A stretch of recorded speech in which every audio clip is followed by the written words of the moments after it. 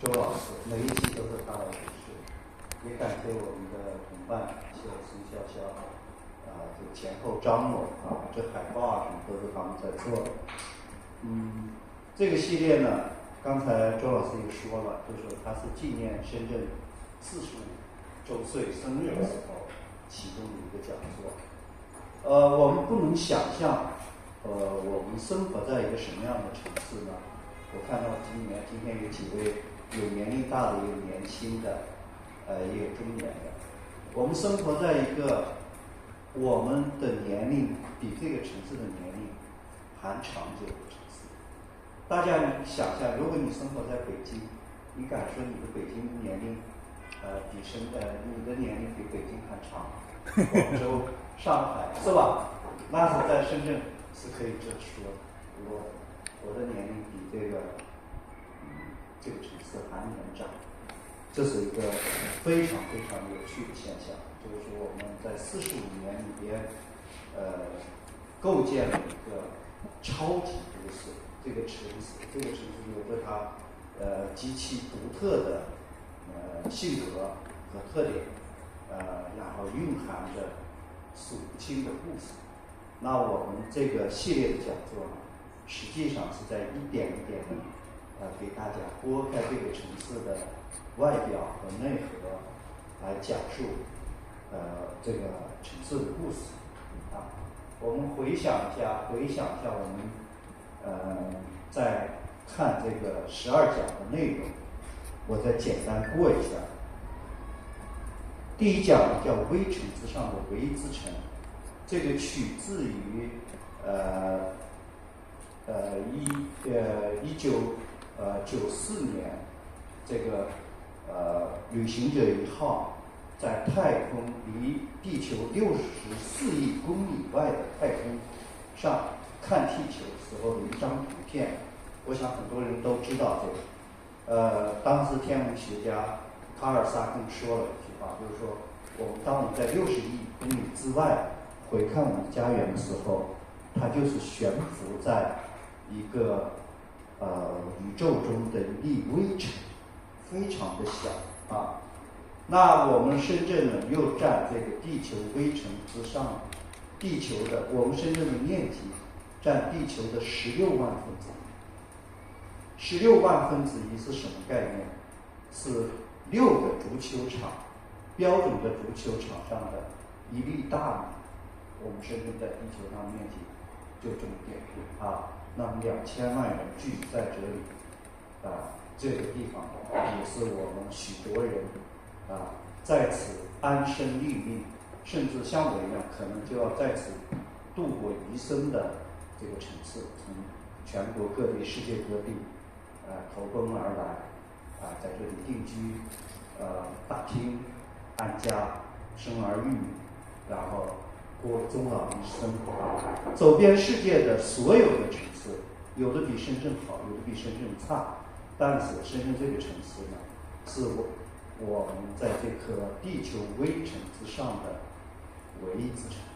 这个大致讲了深圳的一个概况。第二讲呢，讲了这个千年未有之变局之下的香港与深圳。我们要非常清晰的明白，没有香港就没有深圳，这个是不容置疑的大家不要觉得现在香港怎么样，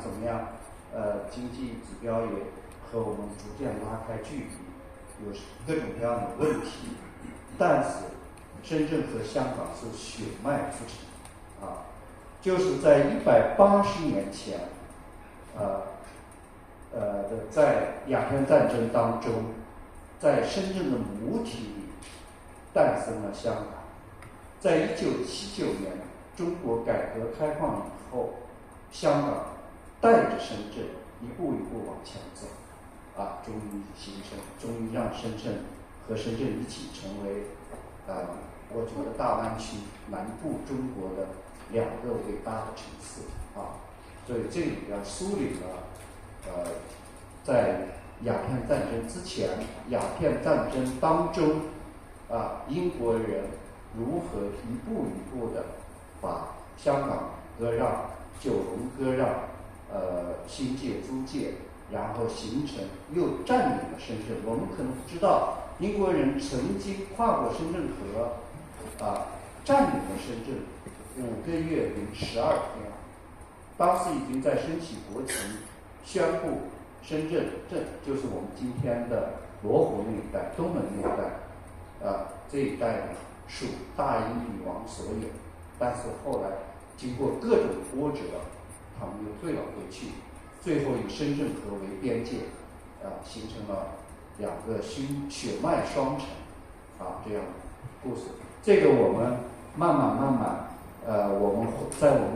深圳图书馆的这个网站上可以回看这些讲过的内容。那第3讲呢是讲国家使命中的深港祭祀，这个是讲这个等于是在这个1979年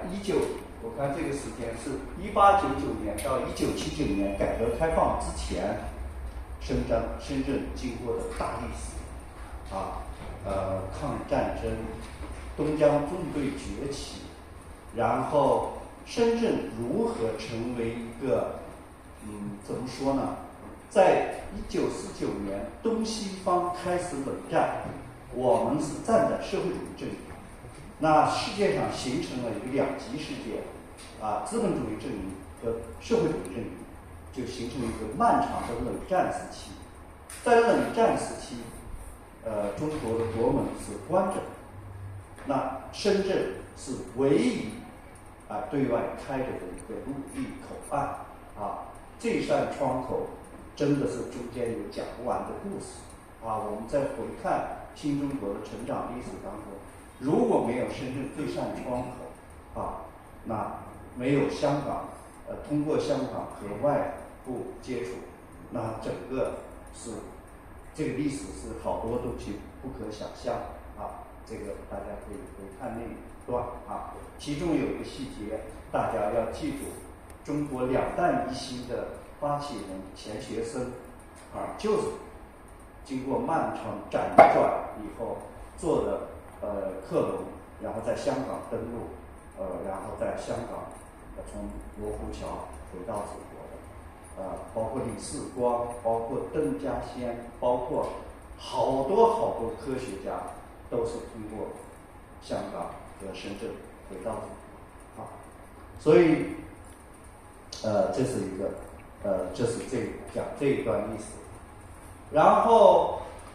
紧接着这个时间上有一个断裂紧接着我后边接起来应该是讲这个深圳的诞生，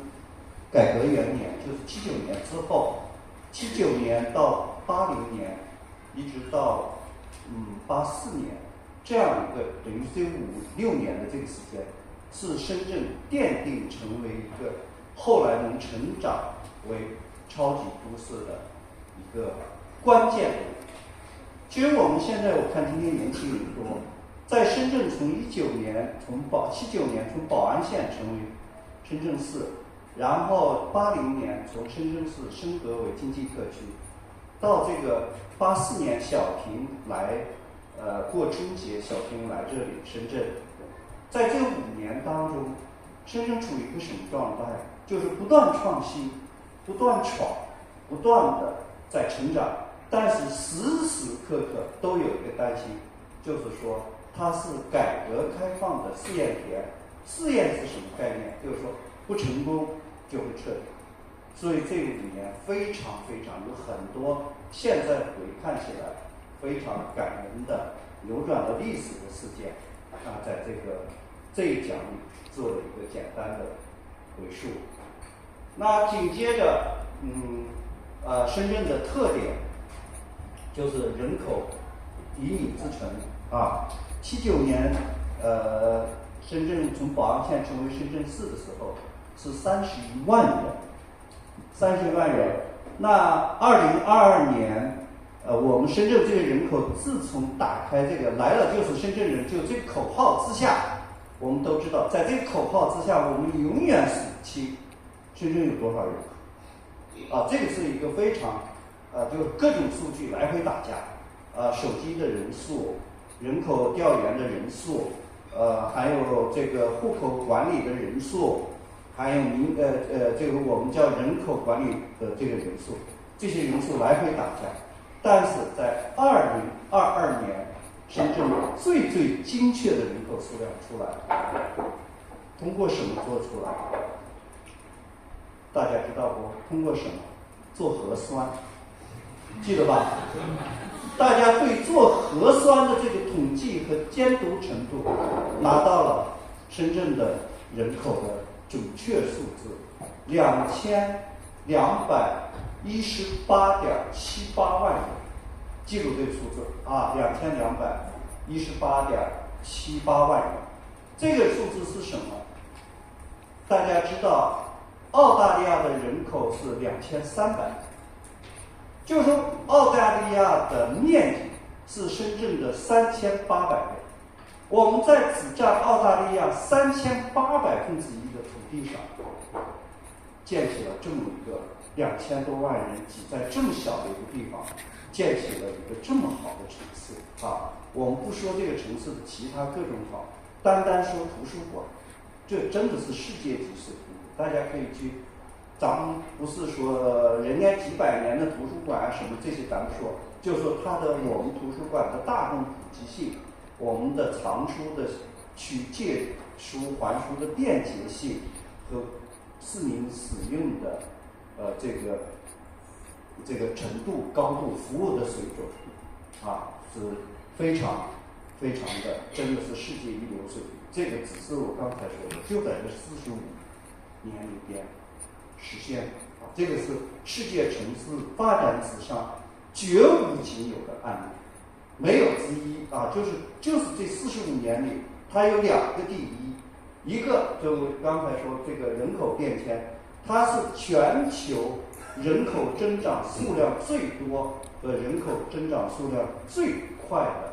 超级都市，没有之一啊。那么，我后边又紧接着讲了一讲，就是叫解密一个城市的原理，这个啊，就从讲这个为什么是深圳。就1980年8月26号，国家宣布中国即将建立4个经济特区，那其中最大的是汕头。汕头的人口、经济、它的家底它在海外的华侨的有富商非常之多。第2个大的是厦门，第3个是珠海，第4个才是深圳。深圳从经济总量和人口是排在最后的，但是为什么45年过去，对吧？大家还听到这个先行示范的经济特区的其他3个还能听到吗？听不到了。为什么？因为这其他3个城市的经济总量加起来，其他3个城市的经济总量加起来不及深圳的1/3，人口更不说了啊。所以这个城市为什么它就是真是一马当先啊，就是很不平凡啊。回看这个历史的话，非常不平凡。我梳理了6个原因啊，大家可以去看。好了，好，这是这一讲讲完，这都讲完了。剩下刚才讲的这些呢，都是这个什么呢？都是从时间上来讲，就我把深圳的历史时间翻了一遍，细细捋了一遍啊。那从第7讲开始，我们就回到地理。首先呢，就讲到深圳浪漫地理的探索与发现。浪漫地理探索，因为地理形态特别的多样，那我们就从一条线索来讲，空盆径，我们都知道哈，好多同伴应该是都走过这种的。那空盆径作为由西到东、由东到西的这个200公里的这个远途郊野径呢，串起了深圳地理的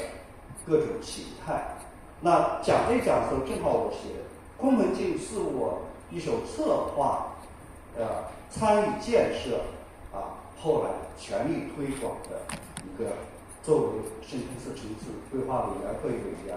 这件事值得特别自豪的一件事情啊！就一点一点、一年一年的在推这个事情，终于被我们的这个最高领导所接受了这个建议，然后在深圳把这200公里的步道修了起来，然后讲了这一讲，把深圳地理细细过了一遍啊。等会儿我还会回溯一下，然后剩下的就是讲它的动物世界啊，动物世界主要讲深圳的哺乳动物、爬行动物和两栖动物，然后又讲了深圳恐龙的后代。大家知道恐龙都灭绝了，但是中国科学家在近20年里以无可驳斥的证据证明了恐龙的灭绝的只是叫地形恐龙，就在地下走，在空中飞的恐龙，一直延续到今天，就是在深圳的430种鸟讲鸟，然后又讲了深圳的工程，讲了深圳的植物，上一讲是讲深圳植物，那今天是个收尾，等会儿大家就明白我收尾的时候为什么要以这个深圳是一座没有围墙群顶的自然公园这个题目来说的啊，是我们再回看一下，实际上我这个自然加的有点多余，应该是深圳是一个没有围墙群顶的博物馆，它一个维度是历史博物馆，一个维度是自然博物馆。那我们今天讲的主要是自然博物馆啊。那我看看咱们看一下深圳本地的地缘因素啊，自然本地的地缘因素和生命力报告。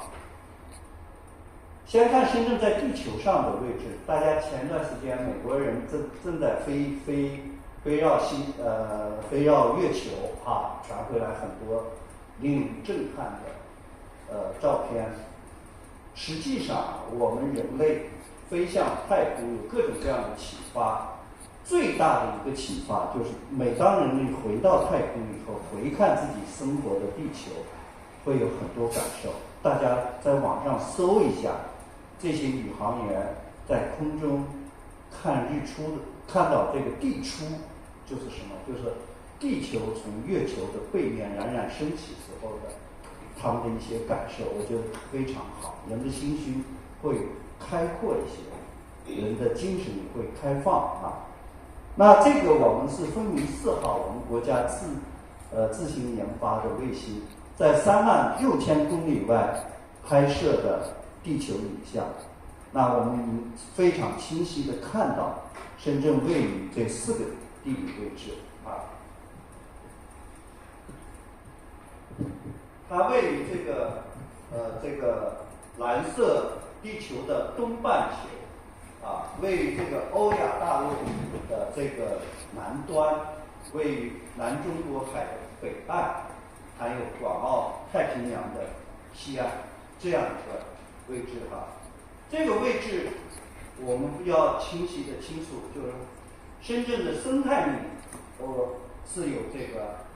位置决定啊。大家看到，就是每年这个季节啊，这个风向转了，由南向北风吹来，每年冬天10月份、11月份啊，穿过整个中国大陆，然后由北向南吹来，形成一个南北交汇的南来北往的季候风，形成了一个南亚热带向热带过渡的太阳系气候。当然不用这么啰嗦啊，就记住，就叫南亚热带海洋季风气候这样一个位置。深圳有2个地理特点，第一个就是离北回归线特别近，只有70公里，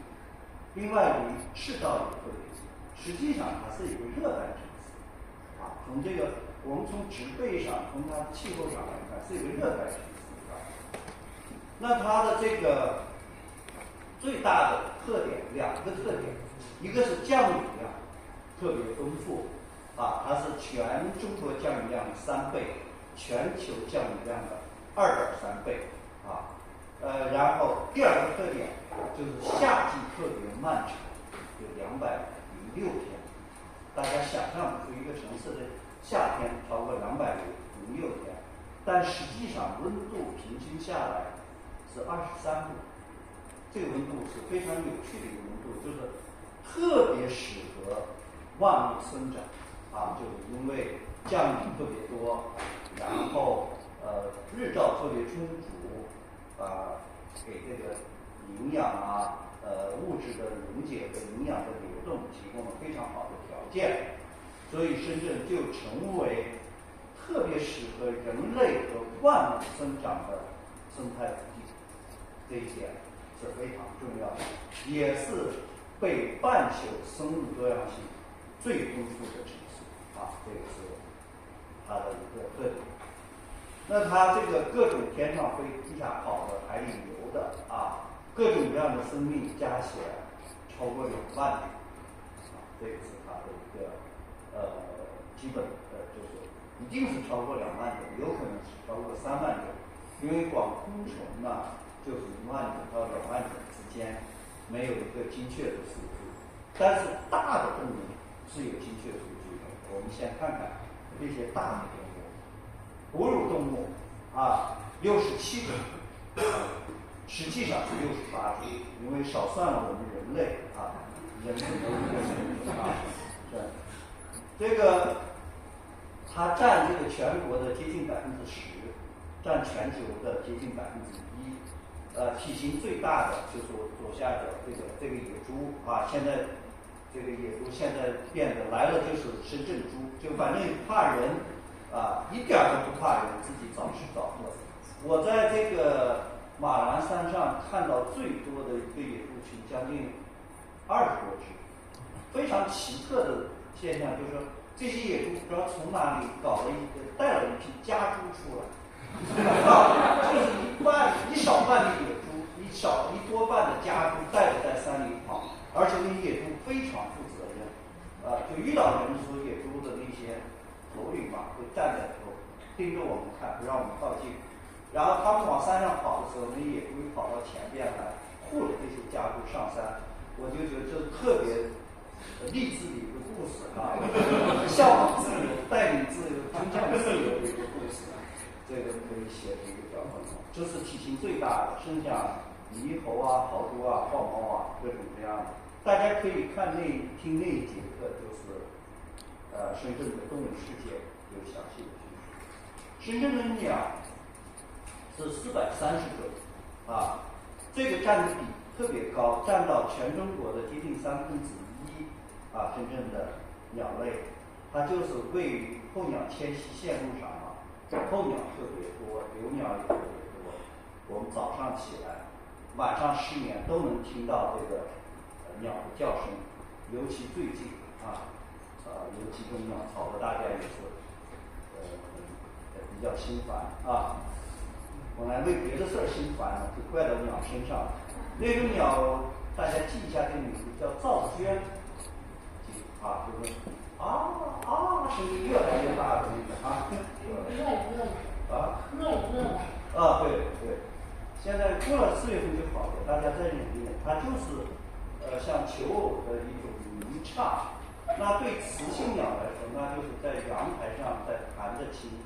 在唱歌这个也要理解。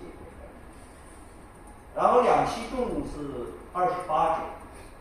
表面上看就是我们现在已经开始能听到公园里的各种蛙叫，小区里如果有水塘的话，也会听到蛙叫。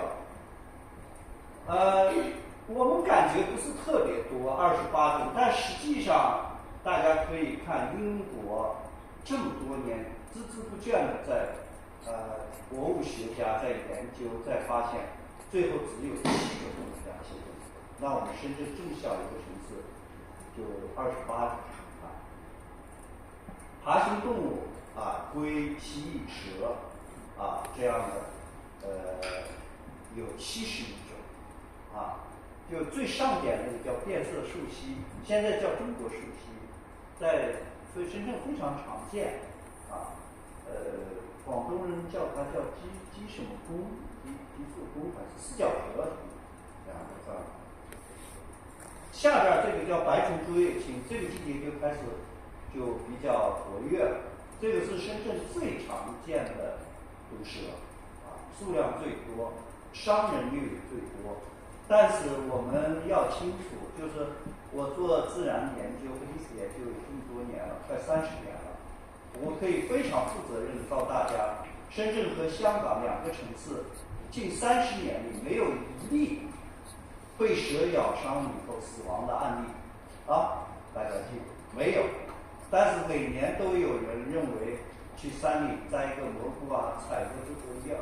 滋补的什么壮阳的植物回来煲汤喝，最后每年大概有4例到5例的样子，这个是以下的。昆虫是1万多种吧，也可能2万种，这个没法调查清楚，调查过很多遍，但是没有能力把它调查出，太多了。从我们家里的厨房的蟑螂，灭不掉的蟑螂，到这个蚊子、苍蝇，到山里的深圳有200多种蝴蝶，100多种蜻蜓，76种蚊子。不要让大家认为大家只有1种蚊子，光蚊子有76种这个蚊子。植物呢，大概接近3000种，3000种，涵盖了人类所能想象到的颜色，各种颜色都有。植物大家看数量并不多，但是生命体量大，就我们回头看一下，身边都是绿色的植物，就是说是我们所有的人，所有的什么刚才说的什么哺乳动物氧气爬行昆虫，放在天体上，站在天体顶端，但仍然比不上植物的5%。它这个解释植物的生命体量比较大，太阳生命就更多了只不过是它平时都在海面之下，我们也没机会太多的机会看到，它不和陆地的生命一样。海洋里的生命密度远远要比这个陆地要高得多这是深圳的生命的这个物种的数据在全球的一个比例，在全中国的一个比例这是一个统计数据还是比较高的比较高。就我刚才说的，它面积只有16万公顷，但是生命物种的体量总数是比较多，它也涵盖了地球上所有大型生命家族的物种分布，它都有就是孢子、种子、无脊椎脊椎，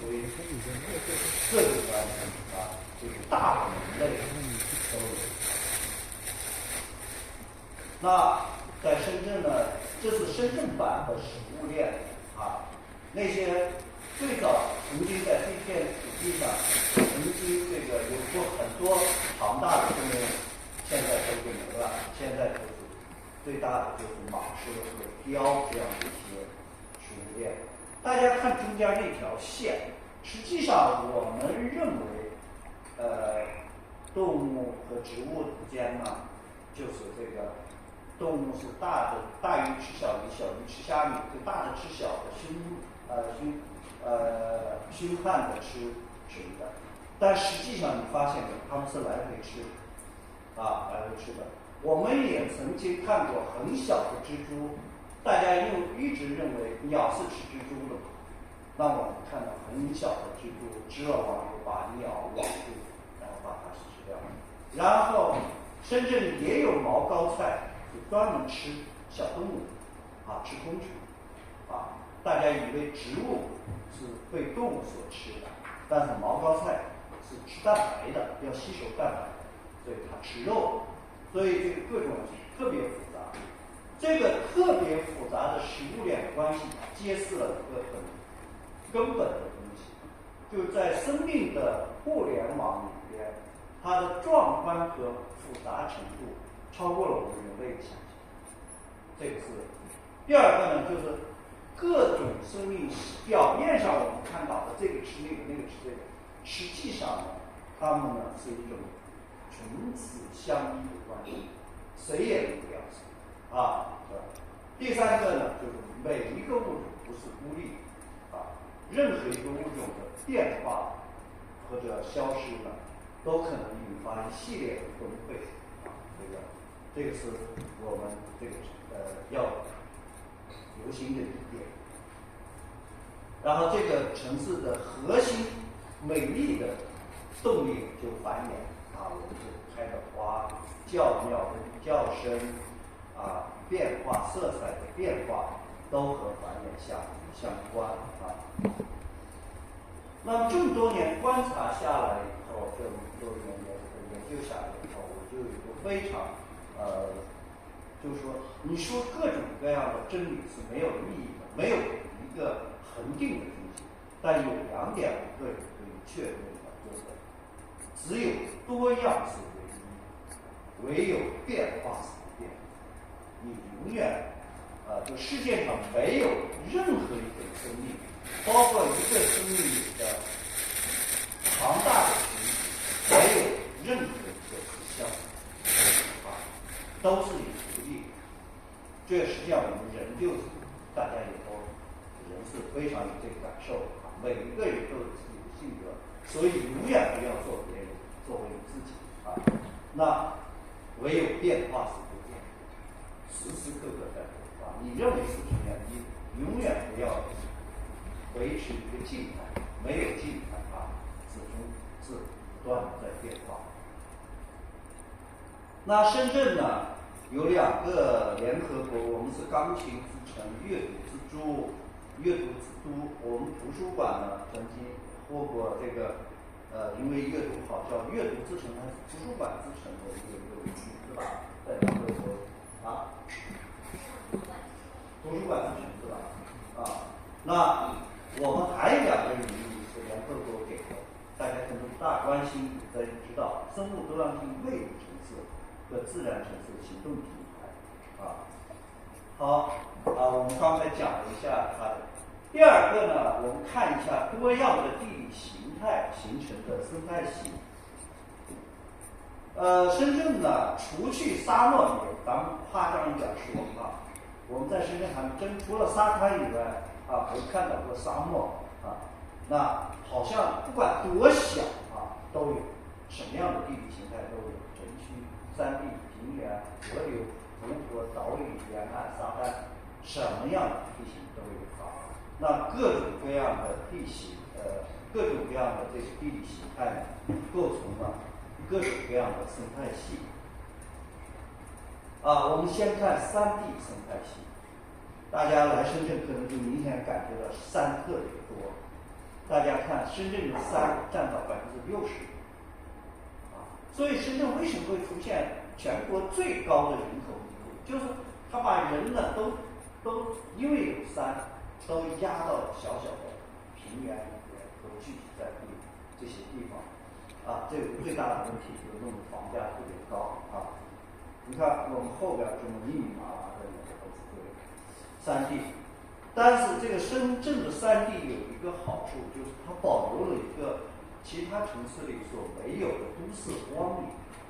我们图书馆往南走一走就是唐朗山啊，往西走走就是阳台山。这些山你要从整个深圳的地理布局上看，真的就像一个一个绿色的那种带一样啊，舒缓的幸存地吧，你可以说它维持了我们先看看这个深圳的这些山的景象。这是阳台山，这是唐朗山啊，这是马栏山啊。马栏山是深圳的第一个郊野公园。下边这一块你看这种，你看有湖泊啊，有山地，就是很自然的山地。但是呢，底下是什么？底下是全球最大的新能源汽车工厂一样，就是它的这个经济发展和高速发展的城市和自然呢是完全就衔接在一起啊。这个是最高的山，梧桐山。这个是排牙山，山顶上比较险峻，像牙一样，所以爬排牙山他们叫刷牙啊。这是最美的山，排牙山啊。所以构成了山地生态系，是它的一个自然里特别多的一个生态系。然后还有森林生态系，深圳的森林覆盖面积是30%，这个绿色的块状的东西，就是森林的覆盖，有1500多棵古树。这个森林生态系呢，里边呢有各种各样的林，但是特别珍贵的，如果我们在山里边，作为保护地作为生态控制线里边，好的话，就这个原生林，原生的次生林，这里边这个结构特别复杂。我们在城市里居住的，我们在公园里居住的话，我们希望长一棵大树，然后把底下所有的东西都清掉，然后弄上草坪，这是我觉得是为人类服务的一种自然景观和这个服务的方式。这个没有问题，因为在城市里我们忙忙叨叨累一天，也想去公园里去走走路，去找个草坪坐一下，甚至能搭个帐篷家里玩一玩。但是如果是在山里边，在那些保护地里边，在我们的生态控制线里边呢，最好的山林是什么？就是密密麻麻，它自然长，底下是草，最底下是苔藓，然后那种各种的菌菇，然后再下来就是禾本科的那些草，再下来就是灌木，再下来就各种各样缠绕的藤蔓，最后是大树。它是一个特别复杂完整的层级这样的一个关系。所以这种原生林是非常重要的就是森林生态系。再看淡水生态系，我们想到深圳有160条河流就是说流域面积大于平方公里的河流是610条、310条我不说讲不对的时候你就赶快指出来大于平方公里是310条，水库有160个。深圳的河的特点呢，当然不能和长江、黄河比是那种雪山岩化一样下来水。深圳的河流全部都是山里边那种小泉水流出来，下雨的集聚而成，所以它到旱季的时候，有些河流就消失了等到雨季的时候，这些河流就出现了。我就非常奇怪，就是说我们在这个做自然观察的时候，就非常奇怪，这条河我们冬天去的时候，夏天去的时候里边有鱼、蛙、蟹、螃蟹，各种各样里边，在里边生态好的那些河，没有人拿着个网去捞的那些河里边会有。等到等到冬天、秋天去的时候，旱季去的时候没了，这些东西也没了。但是很奇怪，等第2年下雨，然后你再去观察这些东西又回来了。我就很难想象，当没有了水的时候，这些生命在哪里？这个也是个特别奇特的一个现象这是一个完美的这个河流生态，围绕一条河流也是一个完整的一个食物链河岸上的鸟、蜻蜓、蝴蝶，水底的东西，水面上就是我们说的叫有那种水蟒、水蚁在水面上飘来飘去。海岸带，深圳的海域是有1400平方公里，海岸线呢260公里长海岛有51个，我们都想出来，深圳还有特别大的岛，就是我们的内陆滨岛比钓鱼岛大1平方公里我们深圳的内陆滨岛比钓鱼岛大1平方公里。那么进入海面之下有珊瑚，珊瑚被称为海底森林。这个深圳的珊瑚是非常丰富的80多种珊瑚啊，围绕这个珊瑚有各种各样的生物在成长。但是这个深圳的海底其实是受伤害挺大的，就是说我们如果我就是也是在奇怪，就是说，比如说我们在公园里，现在有的人拿着网在抓鸟，啊，在打鸟，拿着枪在打鸟，恐怕就会马上有人投诉，马上抓起来。但是海里边就是非常在禁渔期，当然管理的非常好，但是在非禁渔期，你用什么样的方式捕杀海里的每一种生命都是合法的。这2年还管得好一些，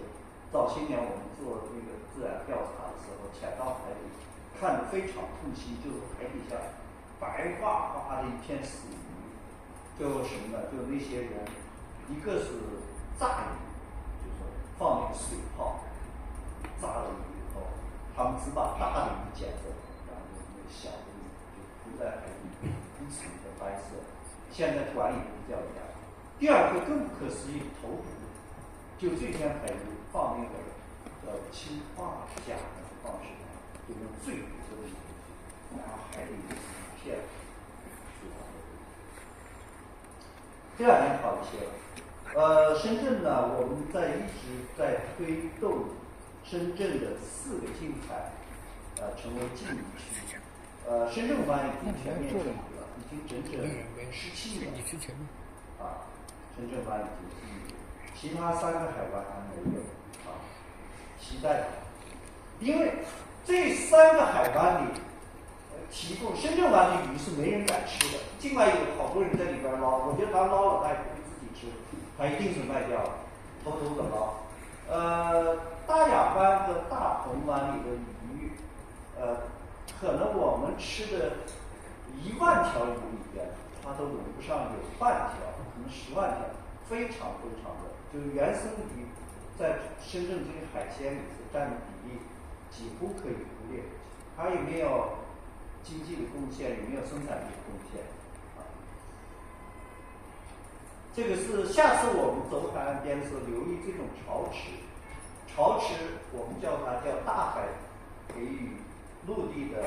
珍宝和礼物，就是什么呢？这个它常年被海水污染了，在那个岩石上会海岸边会刨出一个一个的那个坑儿，那个坑儿在涨潮时候，海水会带着各种鱼啊、虾啊、蟹啊就带上来。等它退潮的时候，这些鱼虾蟹可能没来得及反应，没跟上潮水走，就留在这个潮水中。每天有很多赶海的人，在这些赶海的人打劫之前，我叫它叫打劫之前吧，我们可以做一些观察，还有各种各样的生意啊。还有湿地生态系，湿地生态有河流湿地、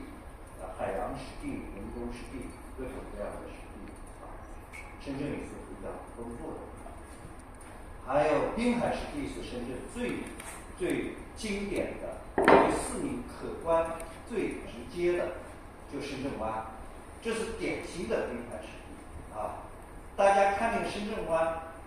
这个季节候鸟就已经都走了哈。现在去可能还能看到一点点，不多了。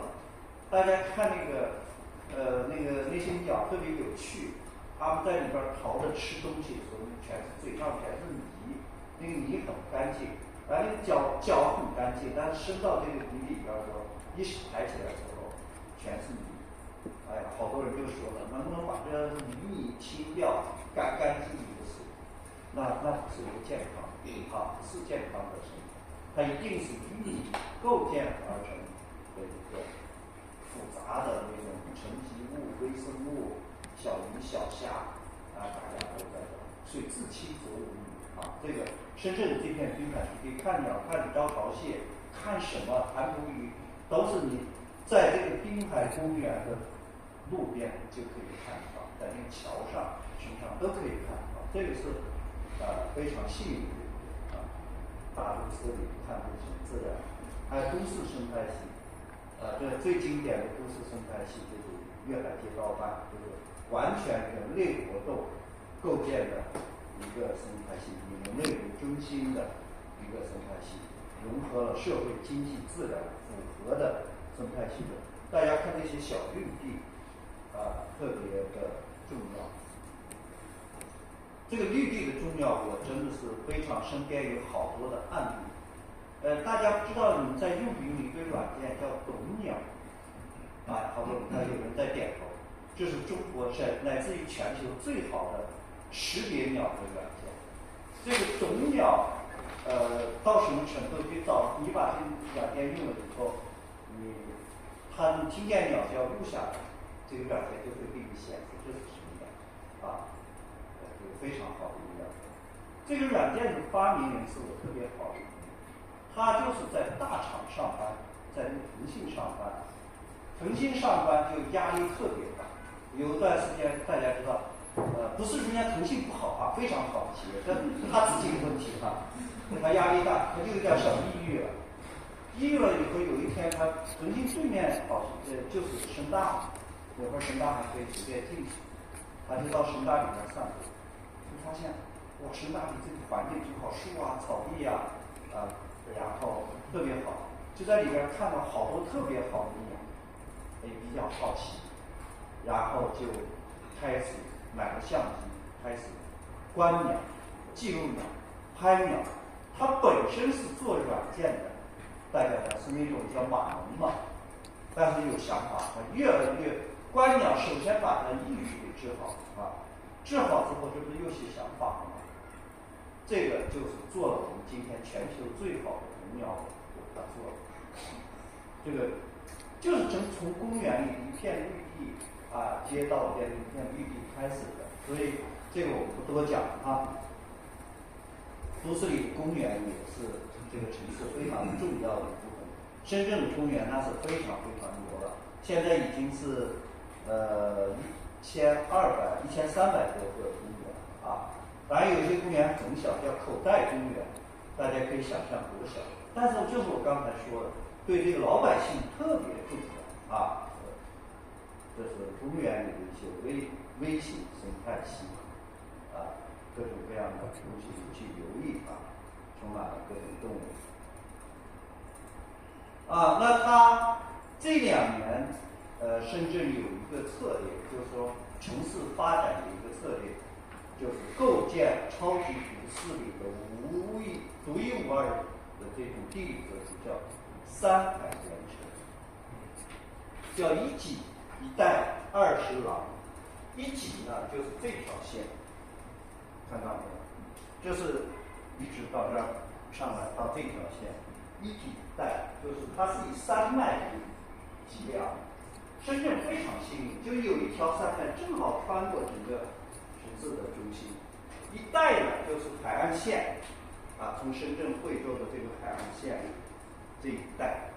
下来，这儿中间有这个九龙半岛把它割断了，剩下的这海岸线一直到这边毛洲河入海，这是一带。20廊呢就是有20个主要的横贯的这个步道，把这个连起，就构成了一个一己一带20廊这样的一个非常好的一个构想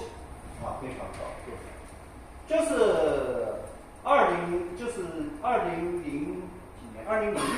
是吧？对，上面写2006年中国家地理就出过一集《跟随中国》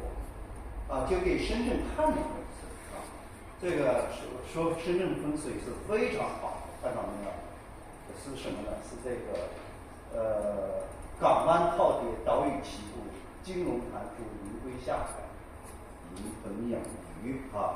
所以我们深圳也把这样好的一种山水格局呢，充分利用起来。在一带20廊里边呢，其中一个重要的内容就是远足径，叫3径3线凤凰径这个在这边，在西部，在这凤凰径，鲲鹏径这是主干线，从那个飞云顶开始，一直下来到了大雁再下来翠微镜，在这个马栏山这边，阳台山环线在那边，马栏山环线还有山水线。山水线是最难的，大家也知道，就是号称要登珠峰的人要先从这里毕业了以后，才能去登珠峰啊。深圳登山爱好者的毕业线路。那其中最受市民喜欢的，使用人最多的，因为它的这个大众覆盖性特别强，就是你体力特别强的也能走，选其中的一些段落走；体力特别不是那么强大的也可以走，那我给大家推荐一些几条经典的线路吧，我认为比较经典的线路。先把起点走，在凤凰山，这个是不难的哈。我们早上去，首先去那个凤年古寺，如果大家有什么心愿未了的话，可以去那烧炷香啊。据说那里的这个求姻缘特别多像今天年轻人特别多，所以这是凤凰镜的凤凰镜的起点。编号在这个卡上打一个卡，编号000，它这个姿势应该是这么拿的，就当初设计的时候是拿奖牌的方式，你走到这边一打，就是领个奖，就起点。再下来就是这条步道上从飞云井出发，它的经典景观就是看大湾区的交通枢纽。日落景象，它西边嘛，看日落特别好，看这个飞机起起落落的。那这个是梧桐山，大家可以去走走。它虽然高，但是不难走，因为它公路一直修到小梧桐，最后把好汉坡爬上去，就可以看到深圳的最高点。刚刚过了这个毛棉渡间的开放期错过。五羊连通就在我们后边，这一段第8段、第9段，这是一条横贯出来的一条线路就是你走近走远都可以，莲花山公园、笔架山公园、唐朗山、龙头山，就整个都串起来了，是在都市里公园这样的一个线路。还有最经典的这个打卡点可以去拍一下照这个最难的最危险的就是终点，这个空城镜的终点这个编号已经到了415了，大家注意看到它这个后边的这个打卡，这个数字已经是415，就是它每500米的这种交通柱这样的这个一定要有专业的领队带着，要有朋友相跟着，而且不要临时起意。我走了一半，我要去转到旁边的什么望郎龟去看看，不要搞这些事情望郎龟到去年到今年已经有3条人命了这种地方可是要小心。这是我提议大家为什么走空城镜？我当时提的就是说，建立自己和这个城市之间浪漫的关联，因为这个城市真的特别的现实，压力也特别的大工资工作呀、房子呀、房价呀、股票都是现实的东西。那我觉得至少空城镜给你一个特别舒缓身心的地方建立这个城市浪漫之间的关联。我觉得空城镜呢和各个人之间呢，就像北岛写的这首诗一样它是生活里面特别诗意的东西。好，我们讲了它的本底，讲了它的这个基础对。然后我们看看深圳自然本底的演变和展望。我们讲深圳自然生态有3点不能忽视不要一说深圳为什么这么噪音这么大这个城市建筑这么厉害怎么它一定是要考虑到3点，就是过往45年里面，它是全球经济增长速度最快的城市，超级公司，增长了多少万倍？这个都不太好算，就增长了应该是几万倍、1万多倍的样子。它真的是富可敌国，经济总量超过了163个。对我们认为一些世界上很富裕的国家，深圳是超过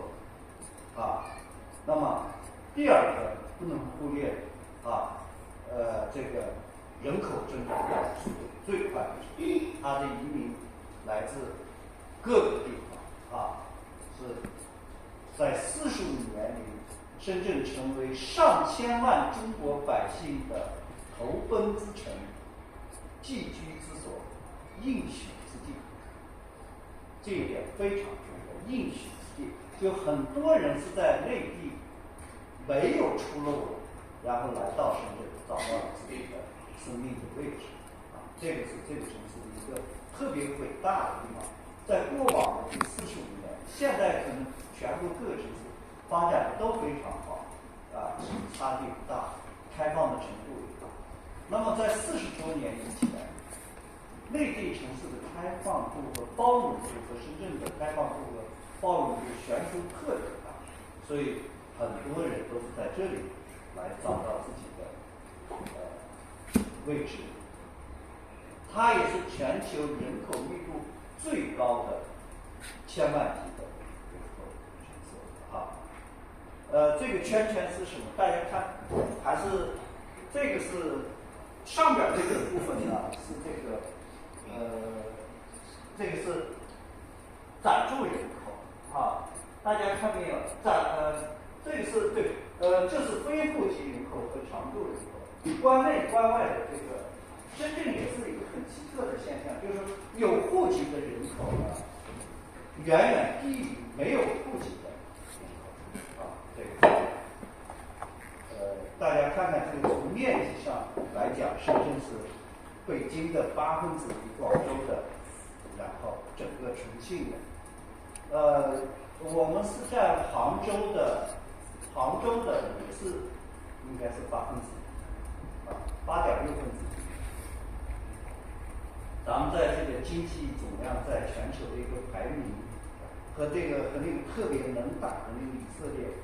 还在大致每年都排在那个位置，大致这个位置，29、30名之间。这是它的人口22,218.78万。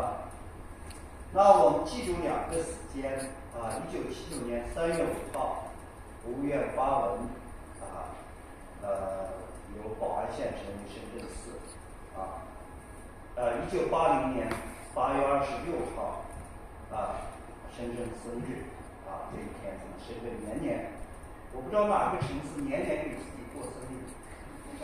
深圳是吧？这个也是一个最核心是而且大家没有光是官方过，我看过很多民间组织来过过这个生日。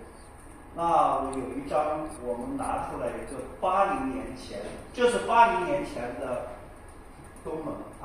就80年东门，这是80年的深圳火车站，这些都不说了。这个前年我们收集到的一张照片，大家分享，这个对我感受特别深。这是81年的时候，有一些国外游客来到深圳，坐的香港的这个旅行社的中巴，那个中巴上有个美国女孩拿着一个相机，正在拍一个深圳女孩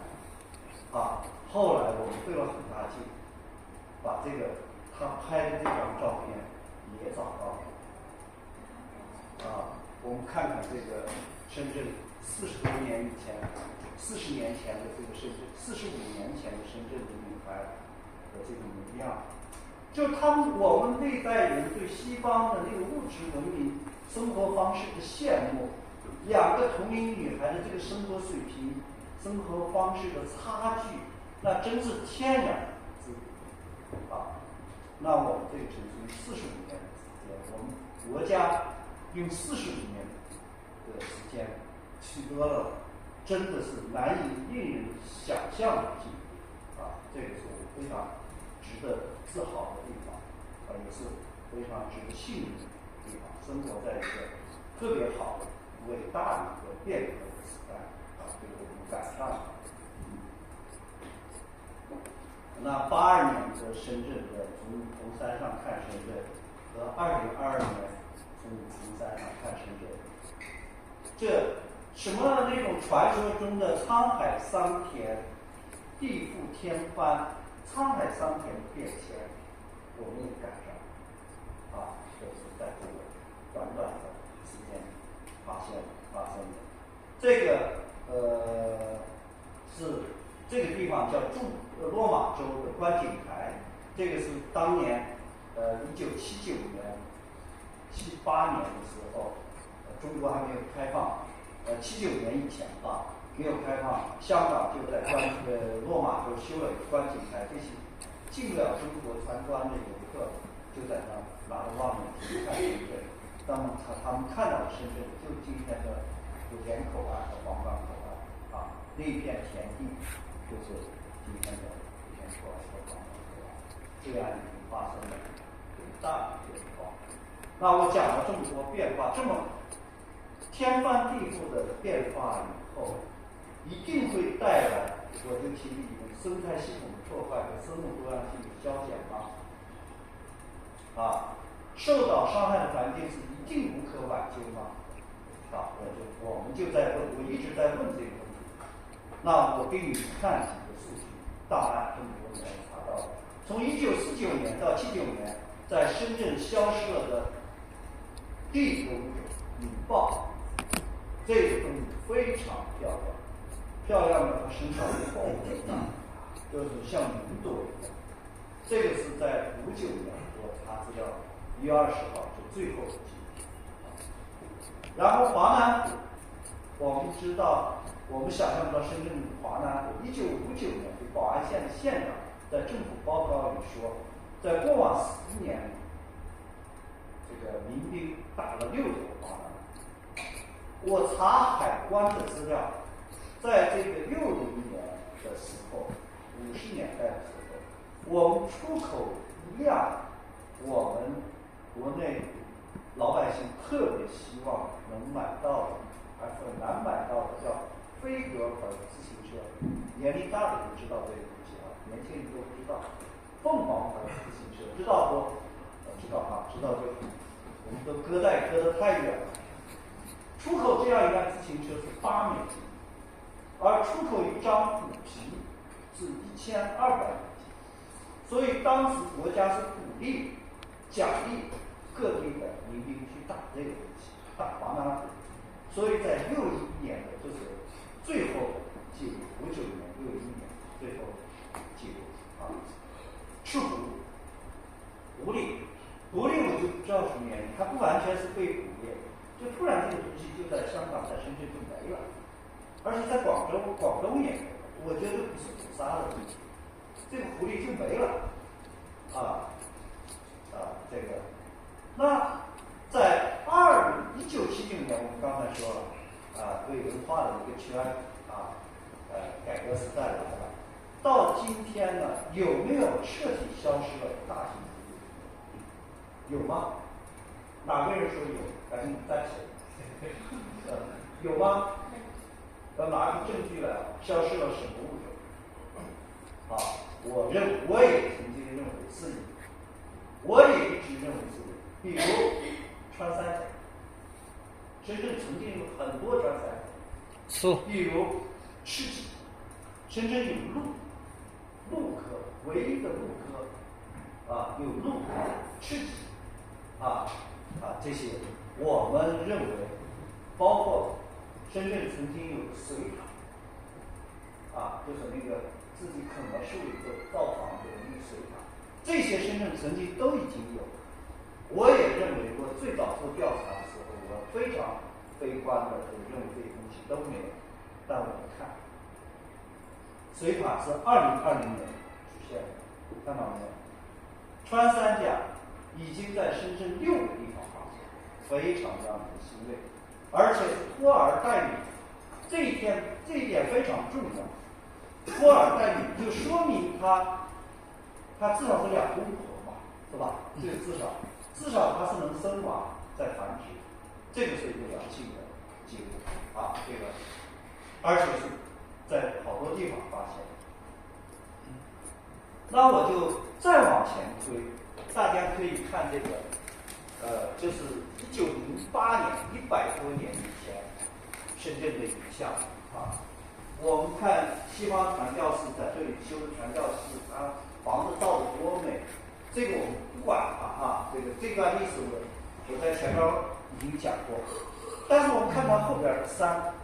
看到没有？光秃秃的，什么也没有啊。我们再看这个80年的这个大南山啊，这是最早的常态。后边的大南山看到没有？也是光秃秃的。看没了包括梧桐山，大家看这张照片，这张照片是1899年，英国人和清政府官员最后一次踏勘深港边界，就在今天的那个叫，大家走过这条道路没有？就是翻梧桐山的时候，可以走隧道，可以走山上，就这条路。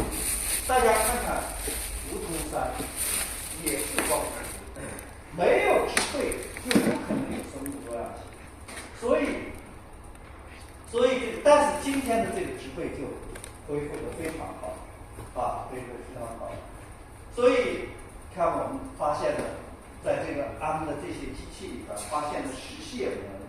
发现了陆科动物尸体，发现了豪猪，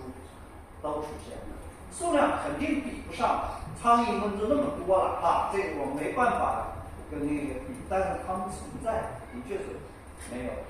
消亡。所以，在过往45年，虽然它是人口密度经济发展什么都是最快的，但是依然良好的生态可以和超级都市共存共荣，只要你画出。那么，这个是多么重要！我们取得了哪些成就？就是做对了这些事情，这些事情做对了，才有了这些的就刚才我说的这些发现的成绩啊。首先，基本生态控制线，我们这些画绿的地方就是生态控制线，这个是不能随便搞房地产呀、卖房子呀，或者是搞开发呀。这个是我一直主张给这个建立基本生态控制线的倡导者和建立者立个碑，这个深深影响了深圳如果第一年不刹车，深圳可能就崩溃了生态就不是现在这个情况生态红线的话题，红线就更严重了，就动都不能动那生态廊道的构建大家走过空城计1号桥没有？走过我们当时在修这个桥的时候，实际上我心里也在打鼓，这个桥是不应该修的，因为人走起来老钻那个下水道，我们走这个深圳就把深圳整个就割断，所有要走徒步走的时候呢，一定要走个下水道才能钻过去。我都走了好多次那个东西就修了1号桥，这个是1/8留给人走，7/8留给动物植物，我都怀疑他们不能那个啥。修好以后，第21天，看到了吧？我们那安了一个豹猫，豹猫从空城计1号桥跑到银湖山，从梅林山跑到银湖山。梅林山之前是没有豹猫这个记录没有豹猫，那就是这个说明这个生态廊道是建起来的。这真的是仅人和动物共享的一个通道也开始禁猎和禁渔，这个也是深圳湾的景象，今天是比较常见的景象。所以我们呢，就这么多年，深圳虽然飞速发展，但保留了2分子的深圳自然资产这个自然资产，它真的是大地、海洋、空气、河流是这个我们万物共居的住所，是我们安身立命在此终老的家园啊，是这个城市发展的一个压舱石啊，这一点非常重要，就我们不能快把这种见佛杀佛、见鬼杀鬼啊，这个是还是要有所控制，能保持一个良好的生活啊，能走向更高文明的未来之路。深圳的科技创新什么，我一点都不担心啊，人的这个卷的精神一点都不担心，但是要有一个压舱石。这个就细讲了，这是一个案例，就是保护环境以后这个案例啊，我后边这个是民间最早发起保护环境的一个案例，大家一起努力把这个红树林保护下来，把这个红树林那个滨海大道北了500米，最后把红树林保下来，习主席把它确认为叫国际红树林园区啊。那么和我们每个人相息相关的，这个就是2004年我当时在这个梅林山上边拍这个梅林湾拍到的景象。2004年是深圳雾霾天气最高的一年，那一年的雾霾天气到了187天，那就是意味着每2天就有1天雾霾天。雾霾天大家这个基本常识都知道，PM 2.5直接进入肺，直接进入血液，对人的伤害非常非常大。那自此之后，深圳痛下决心，开始治理这个空气啊，治理环境污染。那么2021年开始以后，到了2天，啊，中间呢又反复了一下，他们都压力很大，到了3天，啊，现在可能去年好像也是2天，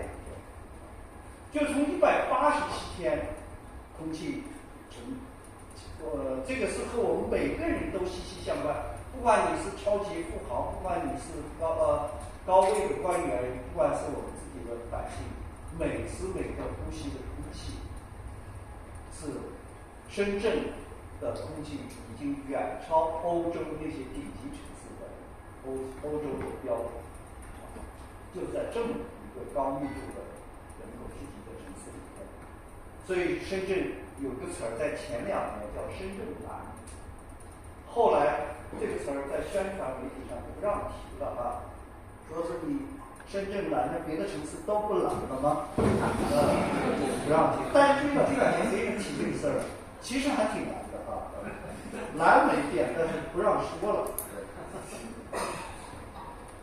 所以这个深圳的这个创新力和科技力，然后自然力，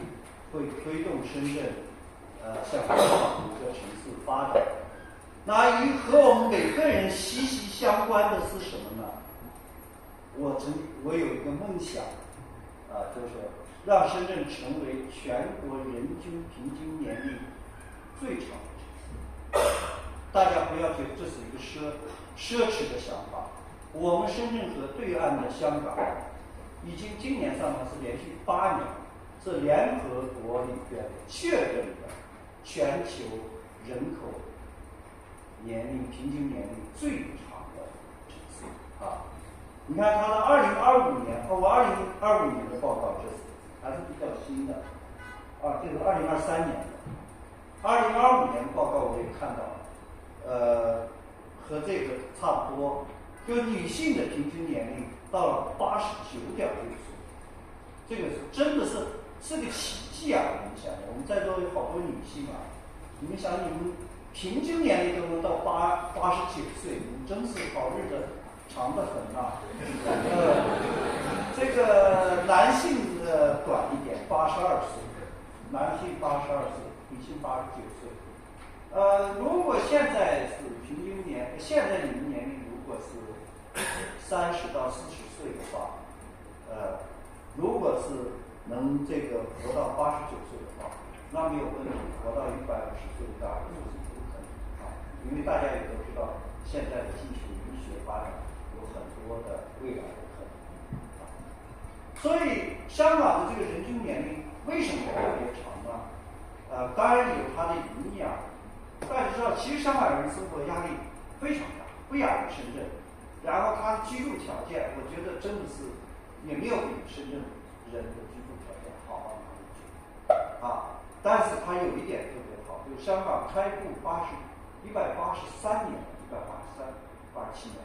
就是说它只开发了20%，剩下的全是自然保护地，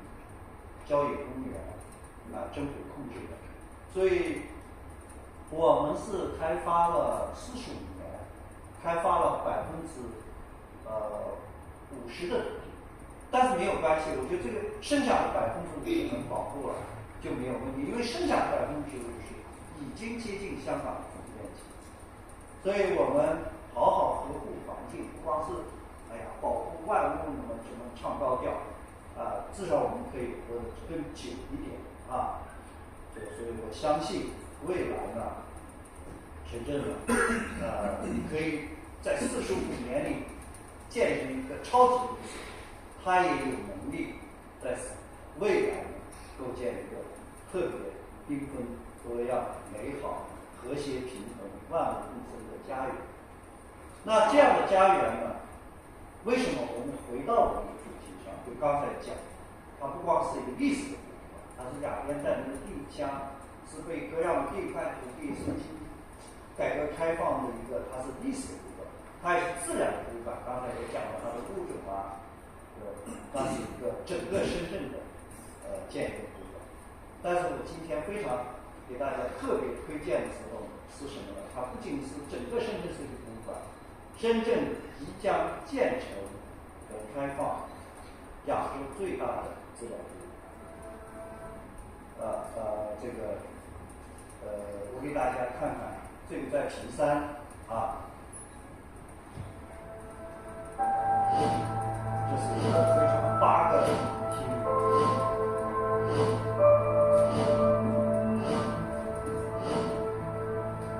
看到大厅，这宇宙厅，在自然博物馆里有个2000平米的宇宙厅，大人般的有来自世界各地的星和陨石。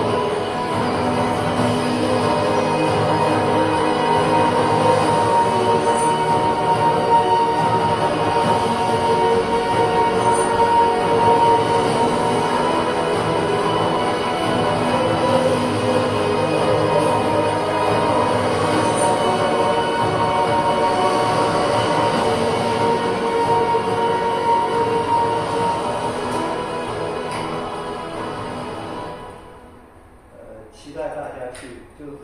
未来的深圳自然博物馆将和这个图书馆一样，是这个城市里外形最美丽、内涵最丰富的建筑。大家看那个它的建筑外形，叫丝路区，是一个河流区。这个光这个房顶是600米长，上边有5个植物园。它的房顶是它的3条线的之一。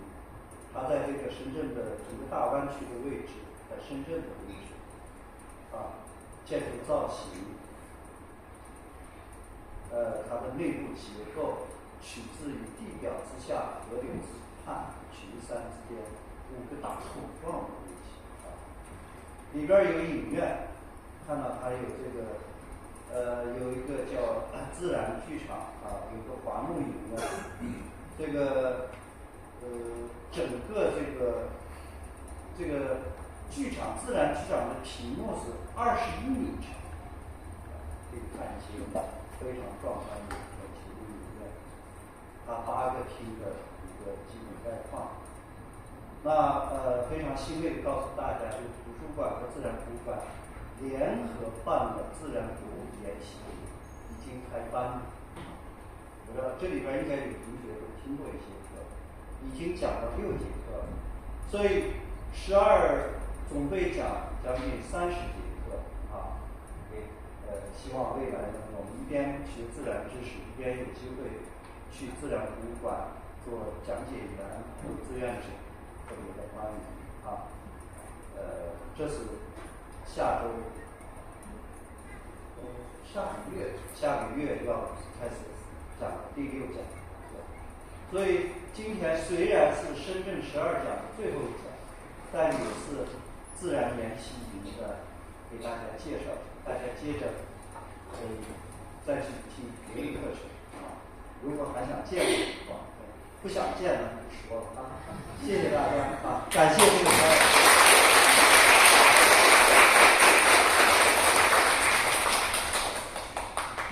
谢谢南老师。其实今天南老师等于说是又给大家重新梳理了一遍我们整个深圳12讲的课程内容。我们深圳12讲其实主要是2个部分，一个是历史维度，一个是自然维度。我们在南老师的这12讲的过程中，不仅仅了解了深圳这座奇迹之城的前世今生，而且对我们周边的动物、植物有了更多的了解。我相信大家听过课程之后，在自己日常生活中的感受以及接触到这些